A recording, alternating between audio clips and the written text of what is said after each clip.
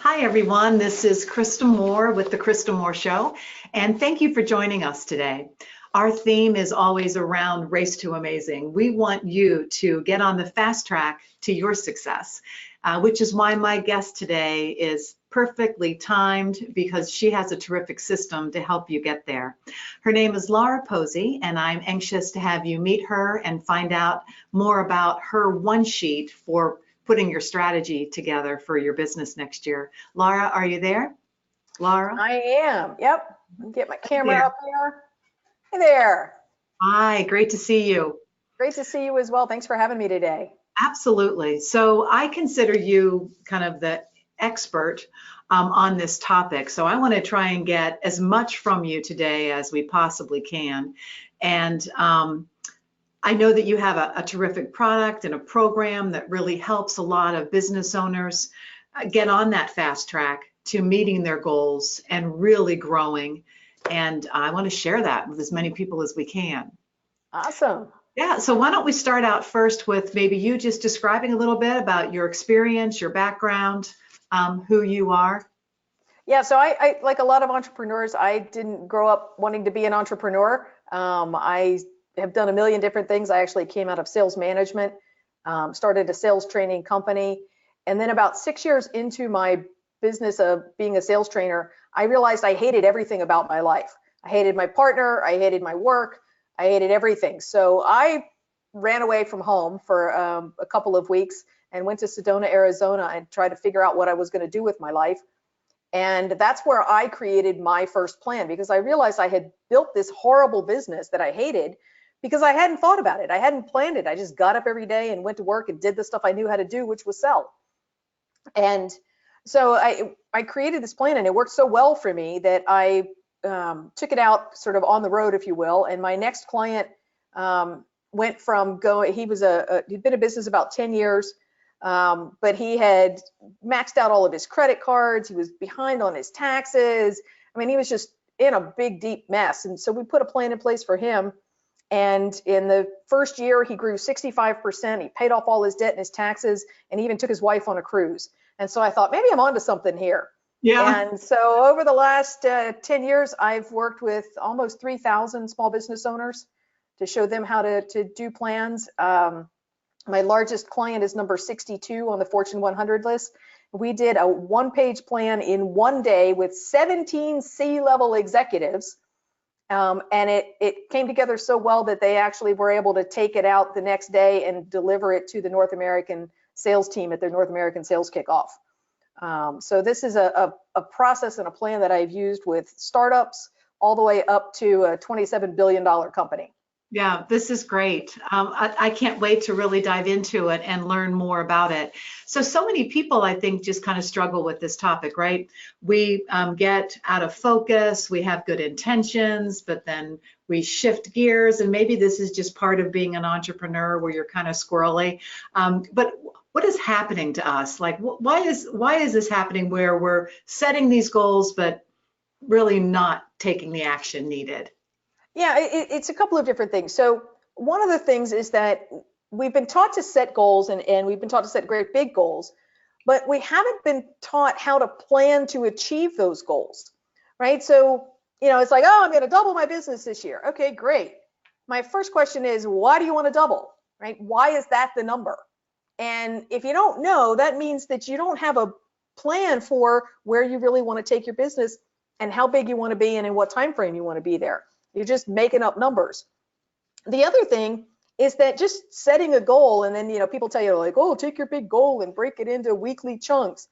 Well, all that is a bunch of smaller giant goals. It doesn't tell you how to achieve them.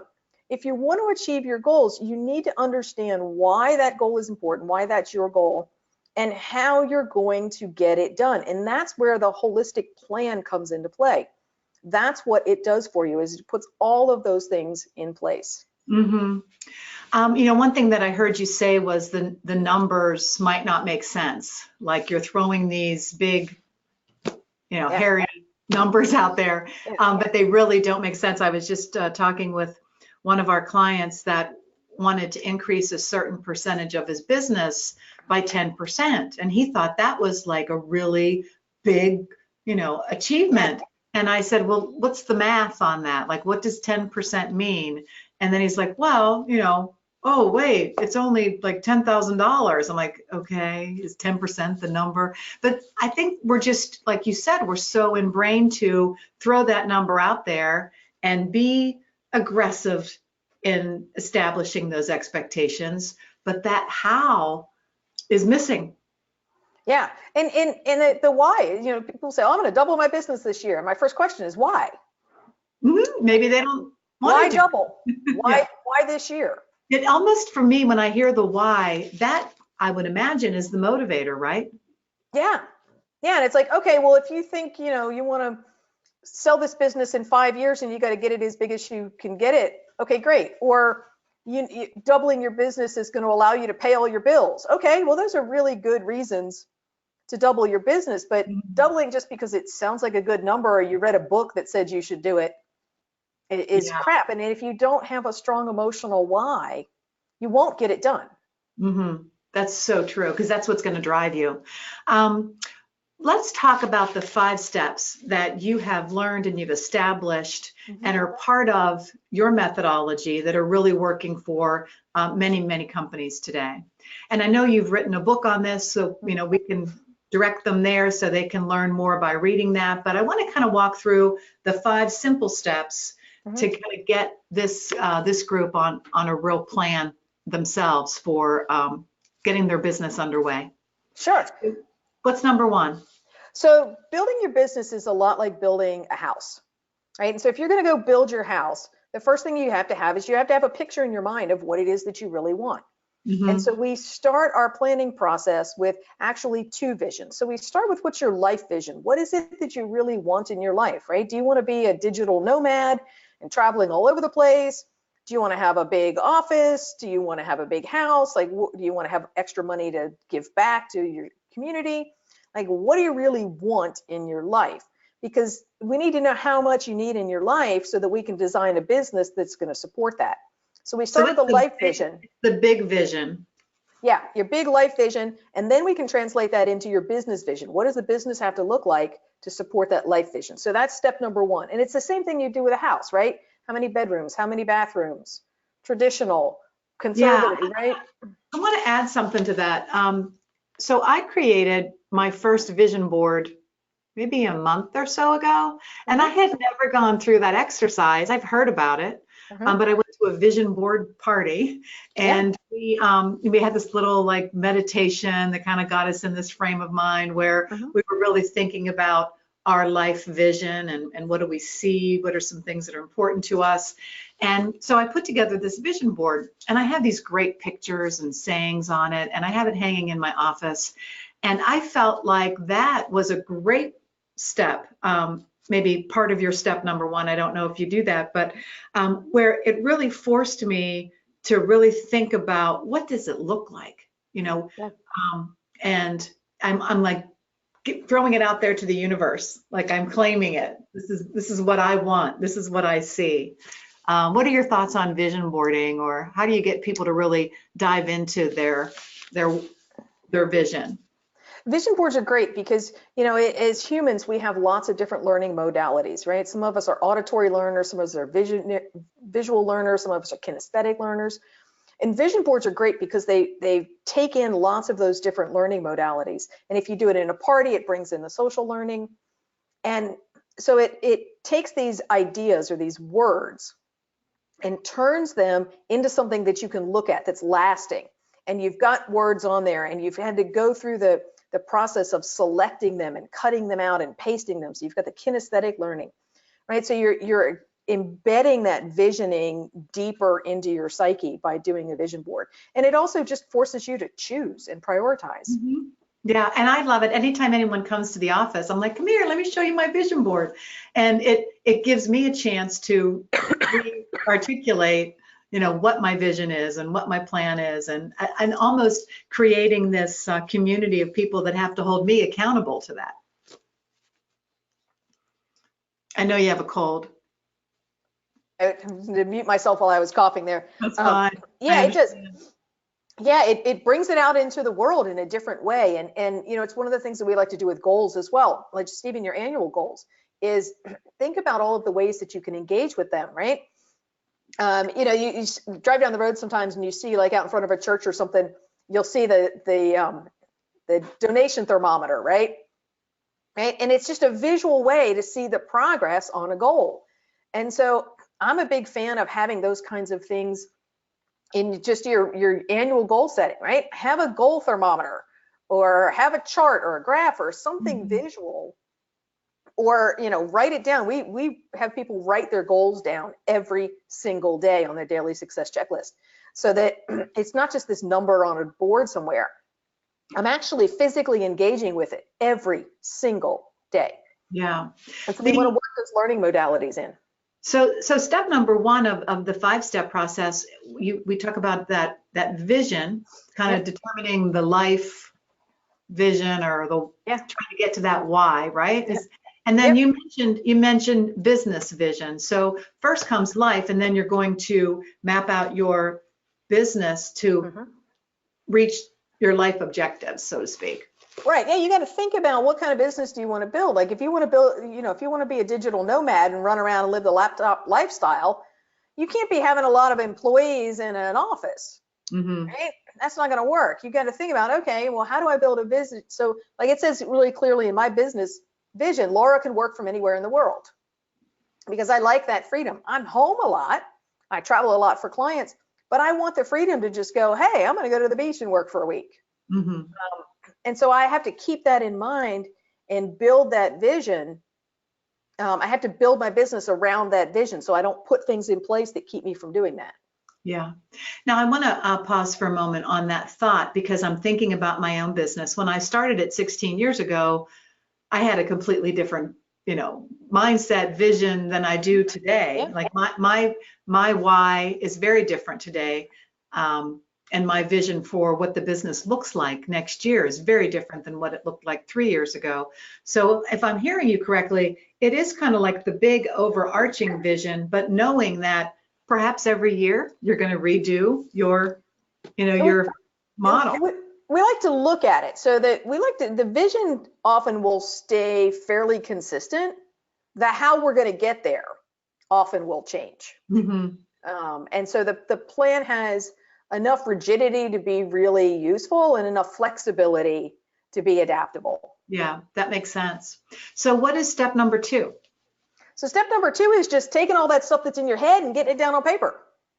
It's just, it's like if you're building the house, you got all these ideas about what you want to build. So you work with an architect who draws up all the things and says, hey, look at this pretty house. Is this what you want? And you say, yeah, that's it. So it's just taking that and getting it down on paper in a way that makes sense. And you can, you know, to what we were talking about earlier, you can add vision boards, you can do all sorts of other things other than just writing it on a piece of paper to make it more real and to make it richer.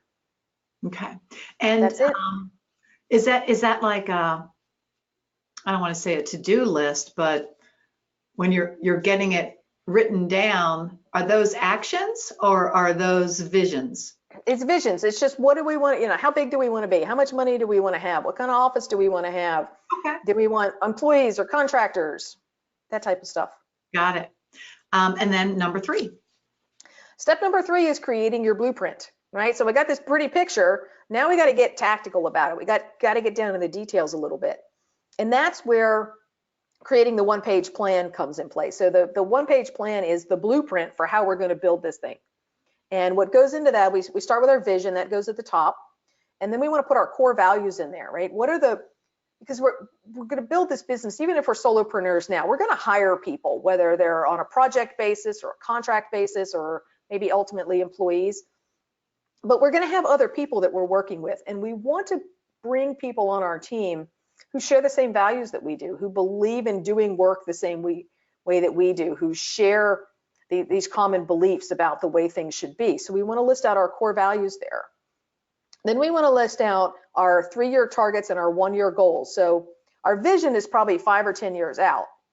And we want to look at some shorter term things and say, okay, well, where do I need to be in 3 years if I'm going to be on target for this vision? And then where do I need to be at the end of this year to be on target for those 3 years? And those goals are carved in stone. Those are commitments. And then once we have that, then we want to take a look at what are the things that have to change in our business if we're going to achieve those goals. That's the how. I would imagine that's the piece that most people don't think about or typically would have included in that. And it's the magic, right? It's thinking through what has to change. So if I want to double my business, right? Do I need to change my conversion rates, right? Do I need to convert more people for each appointment? Do I need to upgrade my client list? Do I need to have better people? Do I need to raise my prices? Do I need to hire somebody to help me? Like, what are the changes that have to happen? Because once I know what the changes are, then I can say, oh, well, this change is just a series of projects, right? And so if I say I need to hire some people, right? That's a change. Well, then my projects could be, well, I'm going to hire a virtual assistant, and I'm going to hire a part-time designer to make everything pretty. Or I'm going to hire a salesperson, right? And those become projects. And so we look at those changes and we break them down into the projects, and the projects go on our one-page plan. And we put two other things in there. One is what we call metrics, because the projects take care of the change, right? How am I going to get, let's say you're at 100,000, you want to go to 200,000. They're going to take care of that second 100, but you had to do something last year to get to that 100. And so we want to make sure we're still doing those things, right? And so the metrics are the activities that need to be done every single week to keep us at that baseline. So it might be the number of sales calls, or the number of people we meet at a networking event, or the number of appointments, or something like that. And so we want to make sure that we put those in there and we're measuring those every single week. And then the last thing that we put in there is what we call mantras. And mantras are just, some people call them affirmations. I just think of them as little motivational phrases. Like mine sits right here. So my mantra this year is, I'm all in. And we have a sort of backup to that, which is whatever it takes. And so we're all in whatever it takes for our clients to achieve their goals. I mean, like if I have to pick up the phone and call you and sit on the phone with you until you do what it is you need to do, that's what we're going to do. Mm-hmm. And so all of that goes on that one page. That becomes your strategic plan or your blueprint for your business. And that's step number 3. Yeah, that sounds really cool. I think that some of the things that I heard that I wanted to take a little bit of a deeper dive into, the change element, you were talking about a lot of business change, but sometimes there's personal change, right? Like one of the changes is I'm going to get up an hour earlier. Yeah. And get something accomplished in that hour. Yeah. I know I'm on my second book, and I've got to change my behavior and what I do with my time in order to start, getting the writing done, and that takes a lot of time. So is that what you're referring to, and not just business changes, but personal changes? Absolutely. And the change could be maybe you need to learn something new. Mm-hmm. Right? Maybe one of the changes you need to make is you need to learn how to write faster. So one of the projects could be, going to a writer's workshop or going to a writer's retreat and just locking yourself in a room and knocking it out. Yeah. So yeah, the changes can be in once your you company determine or what needs to change, and once you determine what needs to change in order to meet, the goal, then that's the tactical piece. Then you're calling it a project. So it's like I guess it's a project, right? That's what you're calling it. Yeah. Like, so now I have to accomplish something here in order for that change to actually take place. Right. Yeah, because step number 4 is to take those projects and break them into tasks. One thing I wanted to add too, that when you were talking about the projects and being really clear on what they are, this is something that a lot of the folks in the audience are familiar with, because I teach this model of business growth called CPR, where the activities or the tactics, you need to make sure that you have ones focused on new business, which is the C, conversion, a P, which is penetration, selling more to your existing customers, and R, which is retention, and that's creating loyalty and holding on to what you have, which goes back to what you did last year that got you to the 100,000.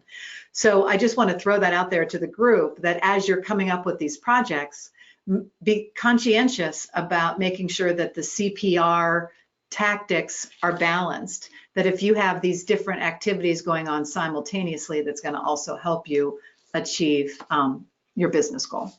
Exactly. Yeah. Yeah. So I always think of the metrics as that this is what we're measuring to keep the baseline activity happening, and then the projects are the change that happens above that. Mm-hmm. And sometimes what we're changing is one of our basic activities. Exactly. And I mean, this is some simple stuff. This is the one-page sheet, right? So that's right. So that's actually, so this is the one-page blueprint. Okay. So what you have is the daily success checklist. So oh, yeah, I wanted to ask you about that. Yeah. So is this almost step 5? Or is this after yeah, step? that is step 5. Yeah. Okay. So step 4 is take the projects and break them into tasks, right? Mm-hmm. Who's doing what when? And then step 5 is get it done each day. And what's really powerful about the daily success checklist and about breaking things down into tasks is that now that you have this really organized list of who's going to, think about like when you're building a house, right? They've got this big list of like, okay, we got to pour the foundation, and then the carpenters come and put up walls, and then the roofers come and put on a roof, and then the electrician comes, and then the plumber comes, right? It's all laid out who's doing what when. And so they can go hire a bunch of minimum wage guys to build $1 million house. You can do the same thing with your business when you have that really good task list. And then it's just taking that task list and transferring it to what are the 3 things I have to do today.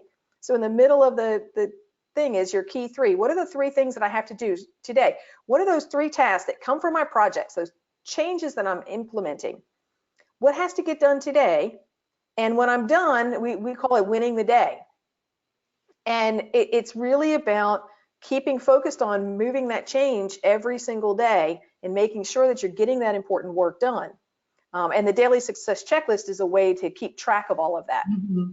Yeah, I'm looking at this daily success checklist, and I'm thinking about what I do on a daily basis now, and how what I'm doing is probably not the right thing, in that I've got my to-do list, and I'm checking through my to-do list, and then I didn't get it all done, so I move that to-do list to the next day. And I'm finding comfort in knowing that I just only have to have 3 things that I need to get accomplished today. 3 important things. They're the important things. They're the things that align to all of that. It makes sense. It seems like maybe a simplistic way of just creating focus on what matters.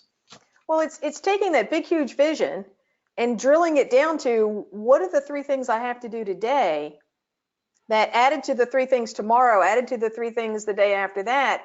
All of that adds up to hitting my vision. We have a saying, it says at the bottom of the daily success checklist, win the day. So when you've checked off everything on the checklist, you've won the day.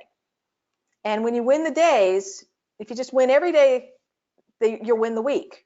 And if you win the weeks, you win the months. If you win the months, you win the years. And if you win the years, you win your life. I'm going to add all you have is today.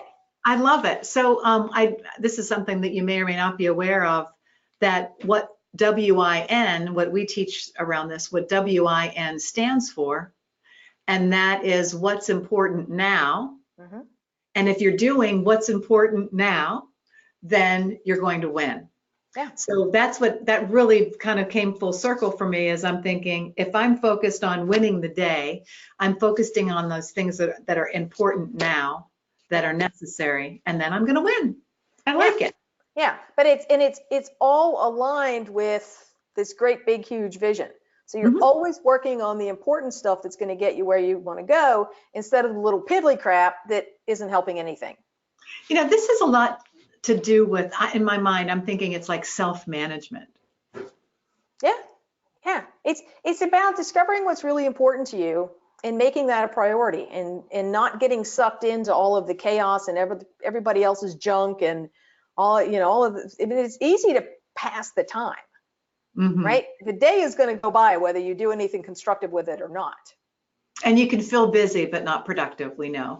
Exactly. I know a lot of people who are super busy and not making any money, right? And they're not progressing towards their dreams. And that having that plan in place it changes everything. It gives you structure, it gives you focus, it gives you clarity. It forces you to prioritize so that you really know that you're spending your time on the right things and not the dumb, shiny new thing. If I hear one more person go, "Oh, chatbots, maybe I should be using those." I'm like, no, you shouldn't. You don't have anything else in place. That is just a big, giant time suck. Stop it. Go back and do the fundamentals. Yeah, that's great. We met through our organization that we're both members of, which is the Women Sales Pros group. And when I talked to you before this show, and I wanted to make sure that our kind of philosophies aligned, and it made sense for you to be a guest, I was really impressed with something. And the one thing that I was impressed with is when I asked you about your business model and what you do, one thing. Yeah. And I thought, gosh, I mean, wouldn't it be great to just have one product or, one methodology? Because and that's what I really was impressed with by you. So this one sheet, you've seen it work, and you teach it, you write about it, you talk about it, you do webinars around it, you do coaching around it. So, but it's all the one thing. And I see, like outsider looking in or business entrepreneur looking at another, that focus and that passion around that focus is really coming through in you. Yeah, I used to do a lot of different things. I mean, I came out of sales training, so in sales management, I've been a salesperson, so I used to do all sorts of sales stuff. And I mean, I've got a bazillion different products. I don't do any of them anymore because none of them work well unless this foundation stuff is in place. Yeah. As people say, well, I needed to get better at sales. And my question is why, right? Is that the most important thing for you right now? And they usually say, well, I don't know. I think so. And I was like, well, if you had a plan, you would know. We talk a lot about taking people from being guessers to knowers, because most people are guessing about how to grow their business. They're guessing about how to run their business. They're just trying all sorts of things and seeing what happens. They're winging it. And the people that have a plan know exactly what's going to happen, when it's going to happen. They know all I got to do is execute on these 3 things, and I'm going to get where I want to go. And there's just such a sense of confidence and comfort and security when you get to that stage of knowing. Yeah, and I want to touch upon something too, because I mentioned earlier before we started that I have a coach, and I'm a coach. I mean, I believe in coaches, and especially for accountability. And I meet every Wednesday morning with my accountability coach, and she's probably on the line right now. What about the accountability to this? Like, what are some ideas that you have? I mean, it's great to have this plan, and we all would love to be self-motivated, but what do you recommend for accountability to us? I think having an accountability partner, being a part of something. So we have a program called the Winner's Circle, which is our accountability program. So the only people who are allowed in there are people who have completed their plan. And then we focus the entire year on helping them get over whatever it is that they need to get over to achieve the goals that are on that plan. My team has been charged with 100% of our clients achieve 100% of our goals. That's what all in means. Yeah. And whatever it takes, that's what we're going to do. So if it means we got to teach them how to do something different, we got to train them on something, we got to refer them to somebody, that's what we're going to do. Yeah. And so I think having that outside accountability, I have an accountability partner myself, and we meet every Friday morning. And so, yeah, it's the same sort of, it really helps to have somebody get you out of your own way. And you're describing a little bit about like that whole forum, peer group, mastermind concept that so many entrepreneurs are engaged with for accountability, for sure, and just for experience sharing. We have a question that came in. Sometimes we get some questions. Sure. So it's a long question. Okay. Well, good. I'll have time to have it. I'll tell you what. Here's what we can do since we're running out of time. It's actually a great question, and I'm going to ask her to reach out to you directly or send you a note, because we're going to show, if it's okay with you, contact information where people can reach you. Yep. I think you have a downloadable resource that's free that you can direct them to. So why don't you tell us about that, and we'll show this Yeah, so slide. you saw that you were holding up the daily success checklist. So we put together a daily success checklist kit, which gives you a printable and a fillable version of the blank template.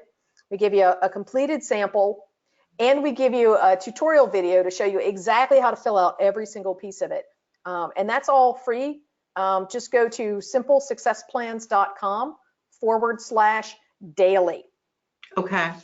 And you'll be able to download the whole kit there. We'll deliver it right to your inbox, and you can get started using the daily success checklist, just like I said, there's mine. And it'd be a great way to stay connected with you too on the different programs that you offer. Absolutely. Daily Success Checklist is the name of the free resource. So I certainly hope that we get a lot of people that are going out and grabbing that. I've got mine. And we have a business owner version and a non-business owner version. I was wondering if there was a sales kind of version, because we do have a lot of salespeople that could use, you know, their own life and business plan. Absolutely. All right, great. Is there anything else that you want to add, or anything that we missed? Just, you know, we're coming into a new decade, right? If there was ever a time for a clean slate, a do-over, a fresh start, this is it, right? 2020. It just is such a beautiful time to start fresh. And if you're going to do it, start with a beautiful plan. Plan your next decade out and make it happen. Make this the best decade you've ever had. That's great. We use the term 2020 vision, you know, just so it's 2020, what do we want? And Eddie and I, my husband, my business partner, we've had a 2020 vision plan for the past 3 years. So now it's like almost here. But I think that it's just great to have that to keep you motivated behind reaching your goals. So absolutely. Great. Well, it was terrific having you. I appreciate it. I'm sure some folks will reach out to you, and I look forward to staying in touch. And same here. I look forward to having you. Thanks. Thanks for joining us today for the Krista Moore Show. And you can watch all past shows and find them on the Past Shows tab on the KristaMooreTalkShow.com. So please check us out and stay in touch. We'll see you soon. Thank you.